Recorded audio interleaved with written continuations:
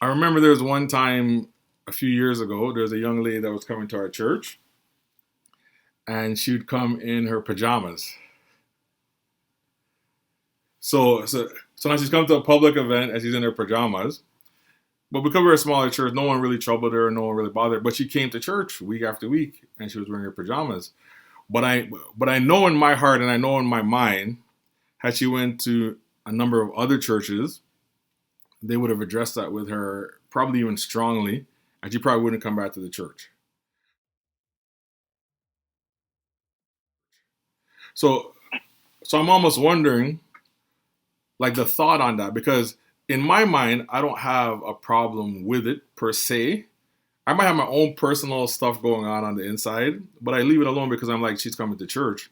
But on the other hand, it's like I think a lot of churches will say that that's going to drop the standard of the church, because if a person comes in their pajamas, then people are going to just pretty much wear whatever they want to wear, right? But like even situations like that, like a person's comfort level, just not only with God but with other Christians. Like I don't know if you have any thoughts on that. I get what you're saying, that we're not about the external; it's all about the internal. Mm-hmm. And but it's like it's still there's a pro and the con, because at the same time I know a person will not wear pajamas at a wedding. Mm-hmm. Like there's certain places that they won't do certain things because it's inappropriate. So I feel that sometimes when it comes to church, they always say, judge not, and God knows the heart. And I'm not saying God does not know the heart and all that. But at the same time, it's like, you know, are you saying that's all you have to wear? Because if that's all you have to wear, but are you saying that's all you have to wear in your closet? So, there's pros and cons to it. That, yeah, God does look at the heart. It's all about the internal. It's all about what man don't see.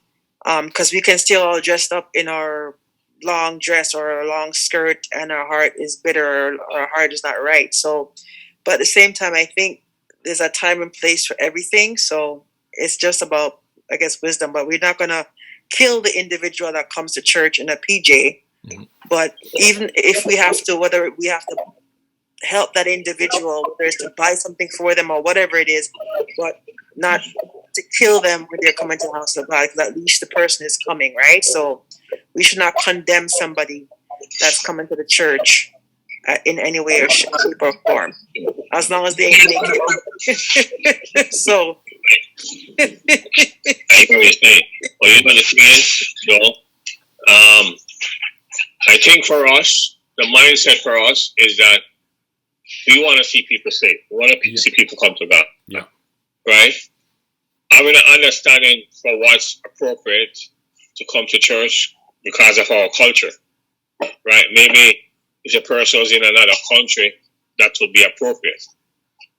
Again, we learn and we grow spiritually and we grow with wisdom.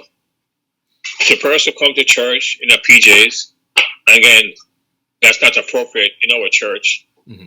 then I think the right person would go to the person in love and talk to the person and find out why, and explain the cultural part of it. Why certain things isn't acceptable, why we do certain things, and try and help out the person if that's the issue. But what you find, a lot of people, if that's the only thing that the person have to wear, a lot of people will criticize, and nobody will want to lend a helping hand to help the person to get something else. Yeah. Right? So I think the person coming in that first is good. Coming to Christ. And when the person grow, the person will understand things. But you yourself, yeah, you have to have an understanding where things is concerned.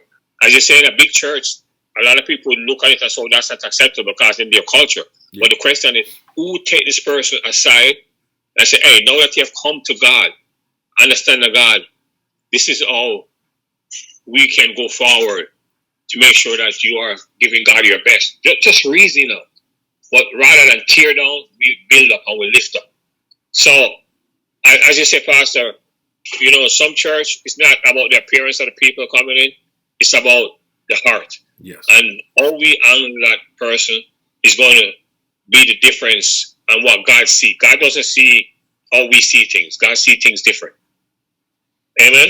Amen. Amen. And even that situation, I actually did talk to the young lady. I didn't talk to her specifically about her wearing pajamas. I just talked to her and I said to her, I just asked how she was doing, and I said to her, I noticed that like like you wear your pajamas when you come here and things like that. And then she told me that when she wakes up in the morning, something is trying to keep her from coming to church. So all these thoughts come to her mind. She doesn't have the right clothes. She's tired. She stayed up too late. All these kind of things. So she said she just makes her mind up and says, I'm just going. I'm just going to go because I know people at the church are not going to bother me. I'm going to sit at the back and I'm going to listen and I'm going to feel better because whenever I hear the word, I feel better. And when I heard her make that explanation, I just kind of just left her alone. And I did notice that over time she did change and dress more according to like how we dress at church, even though we don't really dress up that much. But I learned a lesson from that it's very dangerous to make assumptions because if you come at a person in the wrong spirit, from their perspective, they feel like they're doing their best, and then you're coming at them and you're telling them that what they've done it doesn't have any accomplishment to it. Yeah, I hear you. It's not a heart. Yes. And the good thing is that, as I said before, we got to deal with the person how God would want us to deal with them.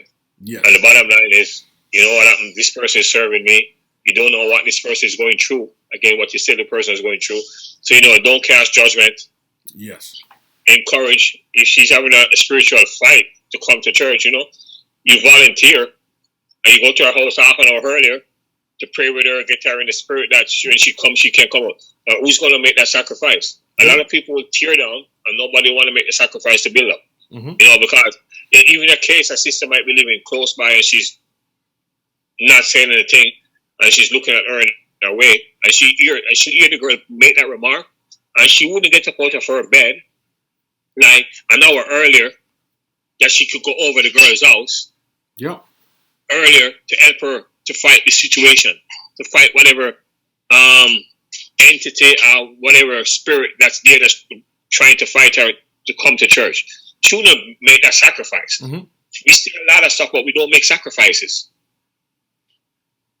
And that's true. And sometimes if we experience the same thing the other person did experience, we would just go back in our bed and not even push through to come. Because we just say, you know what, I don't feel good today and just stay home. So she's actually demonstrating more discipline than maybe I may be demonstrating, but because I'm more used to the culture and I get things done the way that the culture would want me to get it done, I don't take into consideration that this person at times is even stronger than myself. Because if I felt the way she felt, I probably wouldn't behave or act out the same way she would act out by coming in faith to make it to church.